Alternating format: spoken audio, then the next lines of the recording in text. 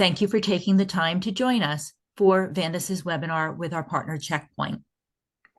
At today's webinar, Ted Kapsis, account executive, and George Panago, security engineer for Checkpoint Harmony and email collaboration, will provide an overview of the Harmony email solution and will show us how the solution can help you stop AI-born phishing attacks before they enter the inbox. Joining Ted and George today is Ryan Young, Vandis's CTO, who will assist with questions. Before we get started, I'd like to remind everyone that this webinar is being recorded. If you have any questions during the presentation, please type them in the Q&A panel and we will address them either during the session or at the end. We also have a few polling questions today that we hope you will take part in. And lastly, just a quick reminder to visit our website, vandis.com/events, for a list of other upcoming events that you might be interested in. For those of you who are new to Vandis, Vandis specializes in optimizing and securing hybrid network infrastructures to achieve maximum value for our clients. With our proven process, anchored by our deep industry knowledge, we deliver solutions and successful outcomes which cultivate strong connections and trust with our customers. For over 40 years, Vandis has delivered comprehensive strategies for secure IT infrastructures. We have partnered with Checkpoint so that our clients' security teams can protect against phishing, malware, ransomware, business email compromise, supply chain attacks, and so much more. By attending today's webinar, you should walk away with an understanding of how Checkpoint Harmony, email, and collaboration prevents unauthorized users and compromised devices from accessing your email or productivity suite applications, thus mitigating the risk of an account takeover attack. And now it's my pleasure to turn it over to Ted. Awesome. Thank you so much, Joanne. It is a pleasure to be on here with you this morning. So my name is Teddy Kapsis, or Theodore Kapsis, if I was running for office in the mid and early teens. I was formerly with Mimecast, formerly with Avedon, which has now become Checkpoint's Harmony Email and Collaboration. So I've been solely focused on email security for the last bunch of years. As Joanne mentioned, I'm joined by my sales engineer and security engineer, George Panago. George, you want to say hi? Sure. I'm George Panago, security engineer here at Checkpoint, and Teddy and I are both solely focused on this particular product, Harmony Email and Collaboration, or HEC for short. Awesome. Now, right out the gate, I do have two polling questions. One is to see, it's more of a trivia question, and two is going to be a more of an honesty test to see where you guys are at. So this is the first one. Approximately how many phishing emails do you think are delivered on any given day? So once everyone's gotten a vote in, I'll let Joanne show the answer.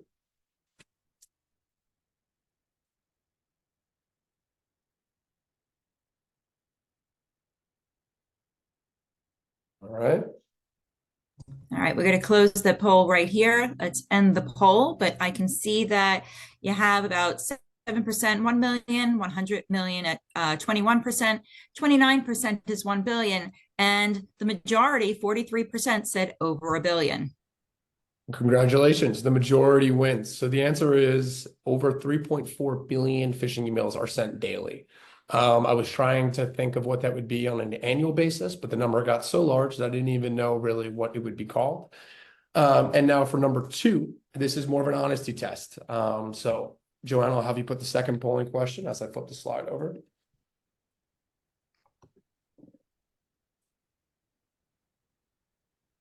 And the second polling question is, how confident are you in your current solution at stopping phishing attacks?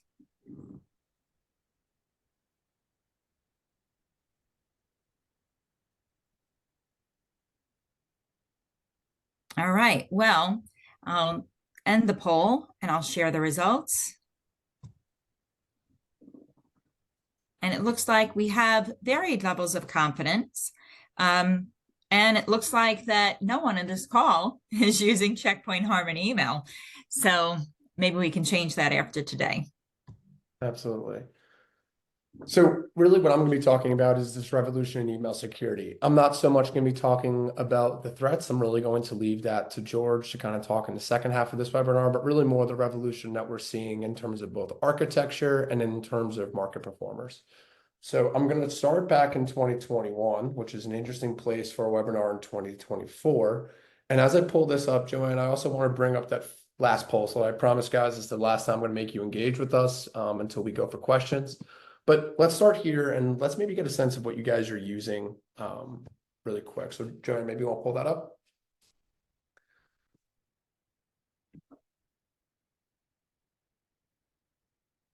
Awesome. And this is a multi-select, right? Because we understand that it's almost inevitable that everyone here is probably using some capabilities of Microsoft Defender, unless we have some Google shops in the house today, or even maybe some on-prem Exchange. But I'll let everyone fill this out and then I'll kind of go from there. So Joanne, let me know when we want to close this.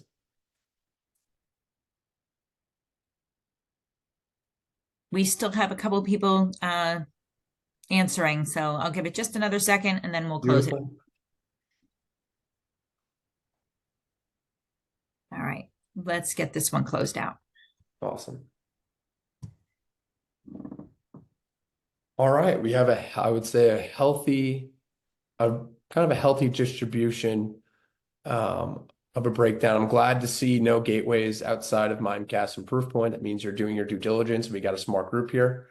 But the reason I want to start in 2021 is to kind of show you how the market's really changed. So when we look in this top right corner, I think we see a lot of the vendors that we're familiar with when we think of email security, right? We think of Proofpoint, we think of Mimecast, we think of Barracuda, and we think of the giant Microsoft, right?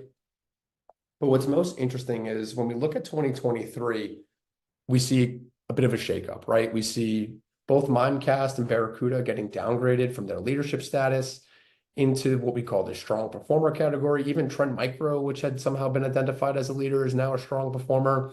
And then Proofpoint, who's the elephant in the room when it comes to email security, is really, call it downgraded or more caught up by the vendors like ourselves, Checkpoint Software Technologies and Microsoft. And really what I think this is highlighting is the fact that as we're going into the future, Microsoft's capabilities at the edge, right, or almost as a gateway, are only going to continue to improve, right? And where it's going to make sense to integrate email security is no longer going to be at the gateway, right? You had these gateways to overcome the shortcomings of Microsoft, but if Microsoft and Proofpoint are more or less going to be doing the same thing and you're just going to be splitting hairs by a percent here or there, the best way to enforce email security is going to be moving away from the gateway. So that's really what I'm going to talk about. And again, I'm really going to back up what I'm talking about when I say we're talking about splitting hairs. So let me just say this data does come from our email security challenges and POCs. So, this is all live customer data from where we've sat in customers' environments and really been able to dive into what is getting by these solutions. And again, like I said, when you think about the difference between a Mimecast, a Proofpoint, and a Microsoft, it's really not that dramatic, right? And ultimately, when you think about their capabilities, they're going to be doing a lot of the same things, right? They're all going to have some sort of impersonation engine or policies that you could generate. They're all going to have some sort of URL protection that you can, trigger or take advantage of. They're all going to have some sort of sandbox. They're really going to be doing that north-south traffic. They're all going to struggle more or less with that east-west traffic. So when you're trying to figure out how you reinforce Microsoft, it's not going to make as much sense to say, hey, let's use a Mimecast or a Proofpoint, which is really just going to take all the things that Microsoft can do up a percentage point, right? And really, even when we think about malware, what's really fascinating is often Microsoft's going to be outperforming, vendors like Mimecast and Proofpoint when you think of unknown files or even files that contain executables, right? So again, if you're going to implement email security in our modern world, it's not going to be at the gateway. And that's where we get the Checkpoint, right? Our solution is fundamentally built on the premise that we want to give you the best security. And we want to give you the best email security approach, which is going to come from layering behind all of these solutions. So we do have two production policies. We have what is our legacy policy here in production mode in the bottom left corner. And we have what is our patent, or really what separates us from a lot of different players in the market in the top right. So for us, when we look at an email coming in, we don't care if a customer or you guys have a gateway out in front. And we really want to make sure you guys have Microsoft, because as an email comes in, we'll let all of these security layers take a shot at blocking this email. But ultimately, either we're going to take a journal copy and let it get delivered and then use an API call to pull this message, or we're going to use Mailflow rules and connectors to intercept this message before the end user's inbox, to ultimately run it through our different security engines, which are entirely looking at and identifying baselines outside of the normal email communication, right? The best way to reinforce Microsoft is to learn from what Microsoft can't catch. The best way to reinforce your gateway is to learn from what your gateways can't catch. So if we're seeing emails slip by these solutions, we can look for specific indicators or specific models or baselines that allow our AI and machine learning to best identify those, right? And again, you'll notice that we're doing all of this via APIs or Mailflow rules and connectors, and we're not using the MX record. So for you guys, it's either you can keep your gateway, we don't necessarily say you have to, or you can fully switch to Microsoft, allow yourselves to take advantage of your E3 or your E5 licenses. And then all of our engines, rather than giving you redundancy with Microsoft, are going to enhance what Microsoft can't do. So our whole tool is built on the premise of sitting behind either your email security gateway or sitting behind Microsoft Defender and making sure that you're getting the best return on that investment that you're making in Microsoft. The other thing is we're not solely focused on email. We can apply our engines to your OneDrive, your SharePoint, your Teams environment, because we understand that you guys want to have security and visibility into those areas. And then also, if we're seeing account takeovers, which is now becoming the most popular method in which attackers are getting access to our networks or into our environments, we're going to have a full end user behavior model that is looking for suspicious login attempts or suspicious user behavior that could indicate that there is an account takeover within your Microsoft environment that we can automate, a remediation or a kick out of that user. So with that said, I'm going to give it to George to really kind of focus on our machine learning and AI capabilities and really how we're looking at some of the nuances and threats to give ourselves a leg up. All right, thanks, Teddy. So like Teddy described, what I'm going to go over is the evolving landscape of the threats that we've seen. I think some of this may be very familiar to some of you. Maybe some of it is newer to others. But the point that we're trying to make here is that threats from 15 years ago, when email first came out and the bad guys were trying to find a way into the environment, have changed dramatically over time. And I don't think that comes as a surprise to anyone. The BEC, the business email compromise, has become the most popular way for the bad guys to use email, as a vector to attack your environment. Email has always been really the #1 attack vector, at least for the last 10 years, because it's easy to do. The bad guys have a direct connection to everyone, right? Everybody has email addresses, multiple email addresses, so it's email itself is the most popular attack vector, and BEC has become the most popular email attack when compared to things like bad URLs or malware that they attach. So the hackers are coming in, they're either coming at the user from an account that they've compromised. This is the most damaging and convincing way they can come at it at a user, because it's someone familiar, it's a legitimate email account. If they have compromised a partner environment, the email to the user looks legitimate. Right? It's coming from somebody they know, and it's a legitimate email communication. They'll also impersonate other businesses. We all know there's default standardized security out there with things like SPF, DKIM, DMARC. Those are all in varying degrees of deployment with clients. We see some people having it fully developed and mature. Other folks don't use it at all. So in some cases, it can be easy to impersonate. Right, and then they come at the user, and the end result is always looking for more access to compromise other accounts or to get money out of the environment, right? Either extortion or sending you invoices to pay. We've seen really 3 versions of this BEC type email. We're calling it 1.0, 2.0, and 3.0. And there's different ways that your AI engine can handle it, right? So natural language processing did very well with 1.0 and 2.0. The urgent requests or the regular old, change my direct deposit You can use language very successfully. We have a great NLP engine that will identify those. Those are, to us, they're more low-hanging fruit these days. They're easy to identify using our NLP language, our natural language processing engine. However, 3.0 is using legitimate services.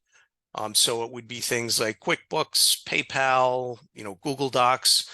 These are legitimate type services that the bad guys are getting in on. They're placing malicious content beyond these legitimate services, and it's very difficult for the end users to identify that as malicious.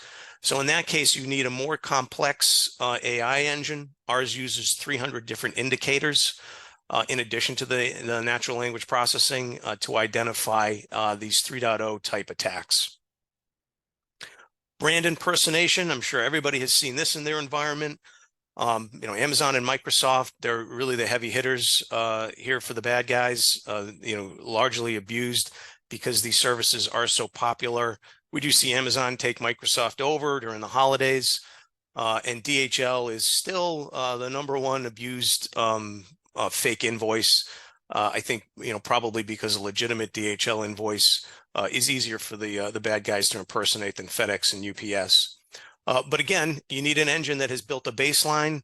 It understands what the users usually see related to these services. And if it's the first time you've gotten a DHL invoice, or even if it's not, you need an engine that's looking at, for instance, the account number. If the account number has been the same for 10 invoices in a row, and then the 11th invoice, it's a new account number, it's coming from a strange IP address. These are the things that our AI engine would identify, even with these, the brand impersonation.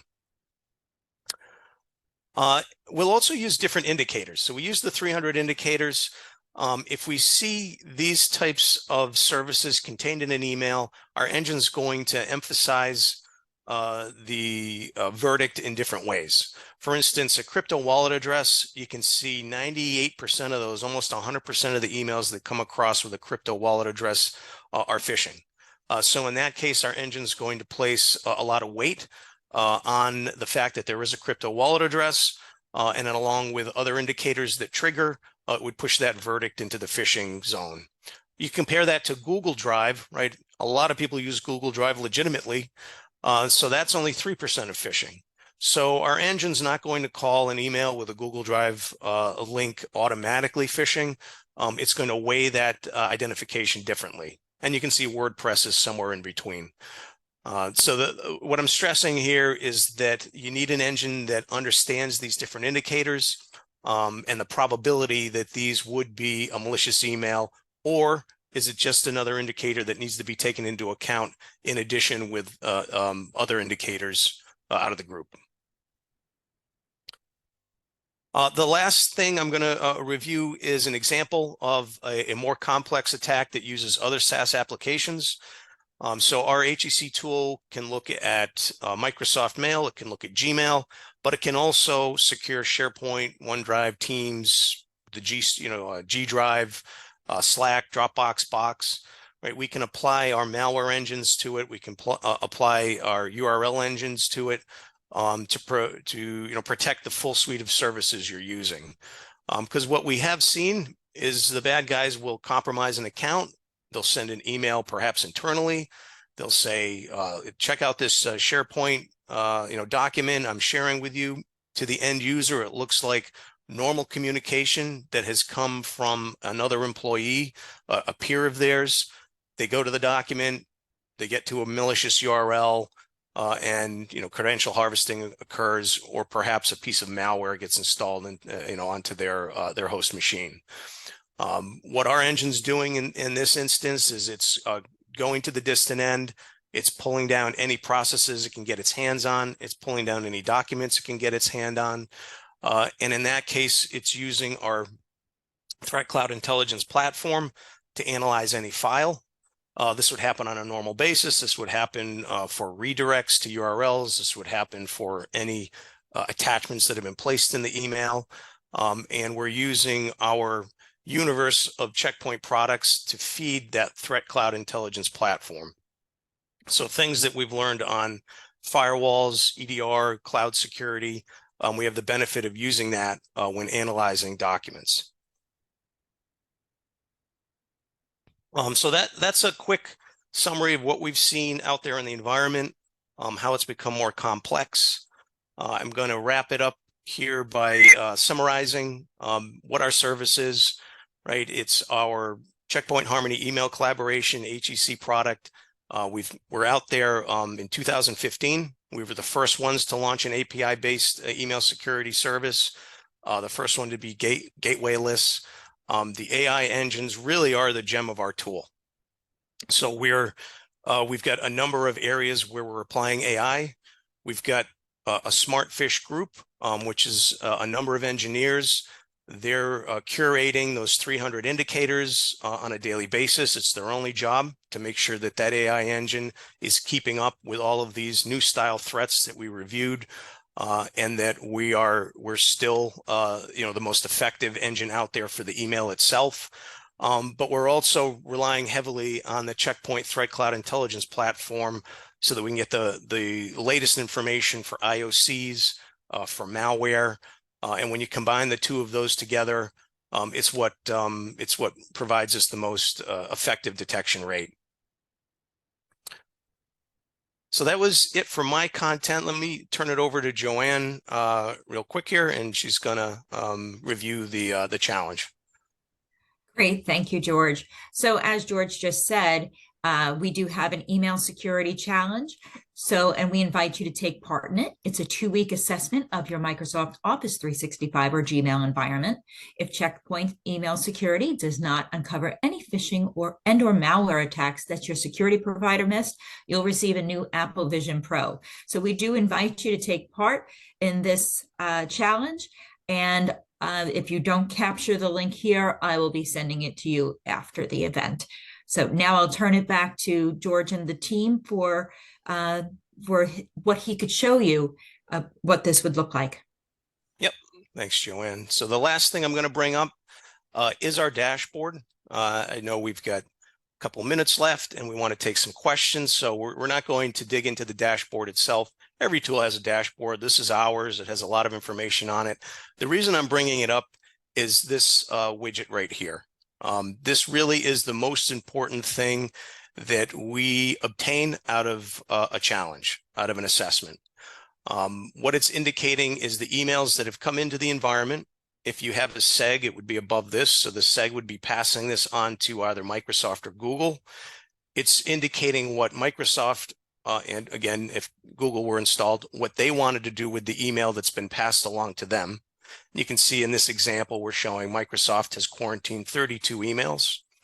And then we're showing you what has been passed along to our engine to analyze. We're always the last before the inbox. So these 380 emails would have been passed on to the end users for delivery.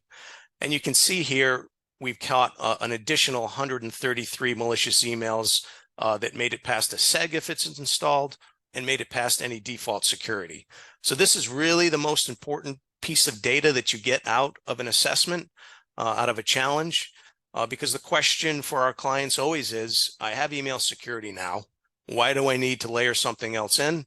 Or why do I need to replace something? And this red box here of email that would have gone to the end users had our tool not been installed is the data point that you will get out of this challenge.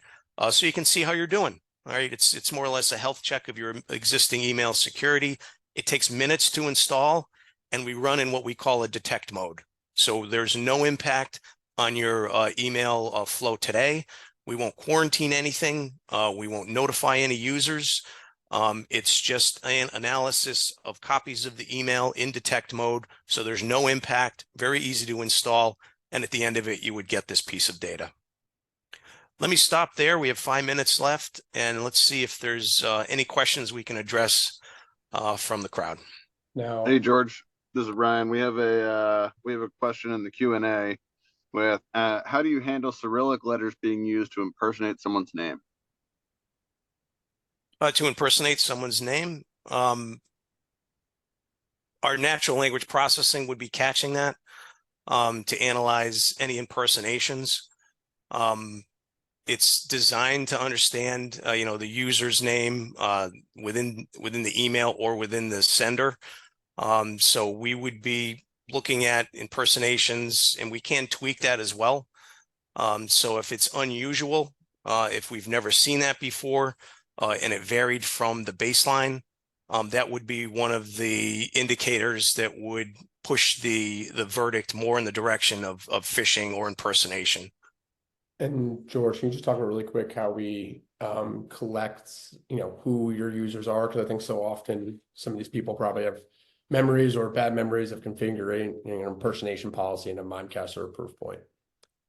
Yeah, so when we do the install, we automatically are going to pull from your environment, whether it's Microsoft or Google. We're going to pull the full list of employees, what their internal emails are, what their username should be. And we also build a baseline of communication. So we do look back a year upon the install so that we can understand the type of communication that's occurred from sender and recipients. And if there was any impersonation that was taking place, we'd be aware of it out of the gate. So it was part of our baseline. Awesome. All right. What other questions can we field? George, I have a question for you. We have a lot of customers that are E5 Microsoft 365 users, and one of the common questions we get is, why do I need other mail security products if I have Defender? Can you talk a little bit to the efficacy of overlaying the Checkpoint Harmony product on top of Microsoft Defender? Sure. Yep. So we play very nicely with Microsoft. We're also heavily integrated with Google. With Microsoft, we've pulled all the information that we can get from the environment into our portal. So this quarantine here would be common. You'd be able to see the Microsoft quarantine. You'd be able to see our quarantine. You could release from the Microsoft quarantine from our portal.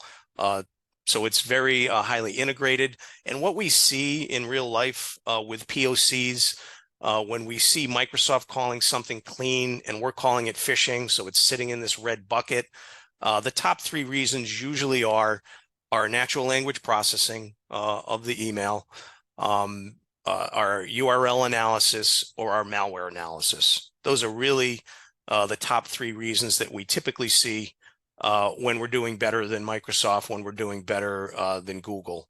And where I'm going real quick to show an example of what I'm referring to, when we provide a verdict, we're going to let you know the main reason our AI model caught it.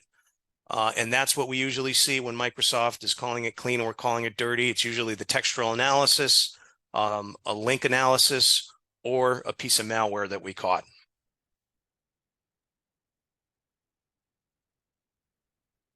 And Ryan, I think to end that question is, the unfortunate reality is any threat actor can spin up a Microsoft environment and, launch attacks at it to figure out what's going to get through. So, there's still definitely a need for a layered security approach, but I think what we've seen is Microsoft has made enough of a stride that layers shouldn't be in front, right? It shouldn't be a gateway anymore. You should take advantage of what Microsoft's improvements are, but also understand that it has its shortcomings. They're going to miss about 18% of the targeted threats that are being directed towards you. And that's why you need an integrated email security solution like Checkpoint that's going to give you all the benefits of what your Mimecast or Proofpoint could do, but just doing it in a manner that's meant to really integrate with Microsoft 365 rather than support, an on-premise mail exchange server when those solutions came out. All right, great. I don't see any other questions in the Q&A panel, and I think it's a great time to wrap up. So Ryan and I would definitely like to thank Ted and George for their presentation of the Checkpoint Harmony Email and Collaboration Suite. We would also like to thank all of you for joining today's session. We hope you found the information insightful on how you can protect your organization's email. We invite you to participate in the Checkpoint Email Security Challenge As we previously shared, you can take part in the 2-week assessment of your Microsoft Office 365 or Gmail environment. If Checkpoint Email Harmony does not uncover any phishing or malware attacks that your security provider missed, you'll receive a new Apple Vision Pro. And lastly, a reminder to visit our website, vandis.com/events, for other events that you might be interested in.